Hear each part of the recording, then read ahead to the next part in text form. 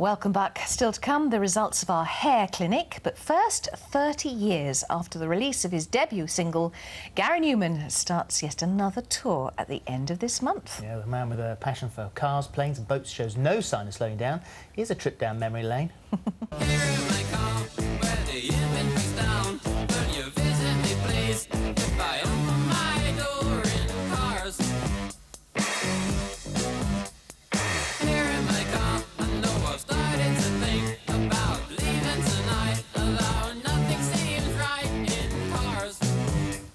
Oh, the memories, the memories. Absolutely. Welcome. So I reckon it was 1986 that I did an interview with you. My now wife was the PA on the day of filming when we went to the Air Museum at Hendon. Yeah.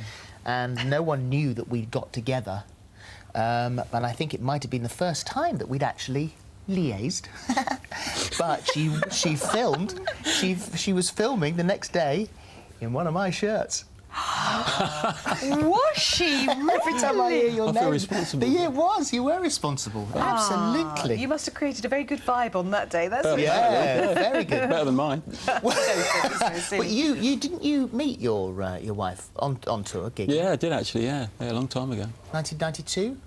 Yeah, and we've been together for 16 years soon and married for 11 this year. So. Wow. And she was the girl who was always there in the front as the fan, yeah. but never sort of hung around too long, just wanted to get the signature and then leave. Yeah, it actually made an impression, strangely enough. Yeah, so how did you catch her? One particular tour, she wasn't around very much, and then when she turned up, I asked her where she'd been, and there was a sad story. Her mum was dying, and so I talked to her a lot that night and thought she was great, so it went on from there, really. How lovely. And now you've got 3 little girls. Yeah.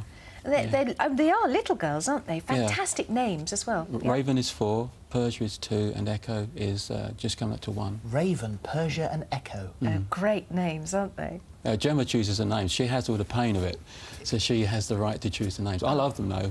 Well, you reckon as a family, they've sort of made you less selfish, you've said? Well, you have to be, don't you, when you've got children, because your life kind of becomes more for them than for yourself. Yeah. And how do they cope when you go off on tour? Because this is the reason you're here. Yes. 30 years since your first big single. Yeah. And you have a big birthday this year as well. Yeah, I'm 50 in March. It's fantastic. Join the club, man. It's so good being 50. I keep overselling it, have you noticed? But it is, it's OK. But this big tour you're doing takes the fans right back to the beginning. Well, because it's 30 years, it seems sensible for me to just play the album that started everything. Replica. And it's an album that I never actually toured in when it came out either. Yes. So, yeah, called Replicas. So that's really the reason for it. You know, some people kind of want to hide away when they're 50 or when they've been doing something for a long time, but I just thought I don't want to do that, really. I'd rather make a big deal of it. And the fans have given me the life that I've had. Yeah. So it seems only fair to. Well, quite obviously, the fans are very happy to be a part of this journey as well, because your London dates are sold out. Yeah. So, so this is a very healthy tour for the man who said, after that first album, I'm not doing any of them, I'm not touring again. Oh, well, I did 2 or 3, but yeah, I didn't take to it very well, to be honest. That the whole fame thing kind of hit me hard, and it wasn't what I expected. And I ran away, to be honest, for quite a while. I thought it was important that I grew up without everybody watching, because I was finding myself embarrassing. But because I was young and stupid, I make a big fuss of it. Why I'm were going you to stop. finding yourself embarrassing? I don't often put myself over very well, I don't think. Really? I certainly didn't in those days anyway.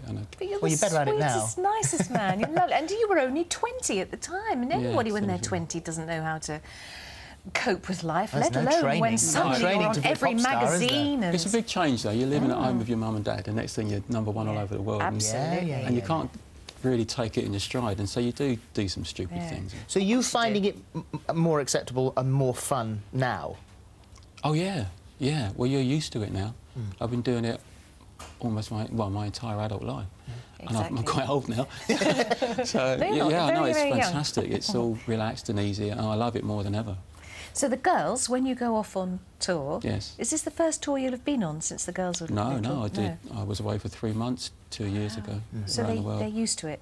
Well, it's hard, actually, and I've now limited the touring to no more than 2 weeks if I can. Yeah. Less, actually, if I can, but this is a 2-week one. Yeah. And So an I miss album them, I really coming miss up? them. Pardon? Album coming up? There's, I think the old record company that owned the replica stuff are re-releasing all that again with all kinds of extras that I'd forgotten about. Yeah. And I've got a new album called Splinter we're working on now, which will be coming out early next year. And no more flying? Well, I'm still got my licence, but my wife hates it. It's too dangerous. Well, I used to do air display flying. I was an aerobatic pilot. Yeah. Yes. And it's That not is so safe. Yes.